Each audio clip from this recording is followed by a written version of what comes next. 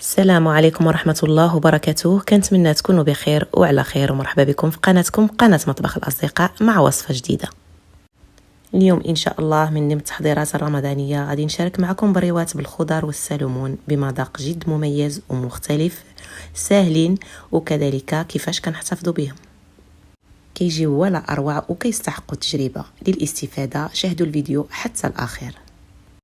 نشوفوا المقادير وطريقة التحضير. المكونات غادي نقدمهم لكم تدريجيا أثناء التحضير وغادي نخليهم لكم في صندوق الوصف. أول حاجة كنوضعوا الزيت، إما البلدية زيت الزيتون أو الزيت العادية على حسب الرغبة أو على حسب الموجود في المقلاة. كنزيدوا عليها الثوم، إما مسحوقة يعني مسحوق ثوم أو ثومة ديك الطرية كنحكوها وكنخليوها تشحر غير شوية، كتطلق لينا ديك البنة اللي هي رائعة.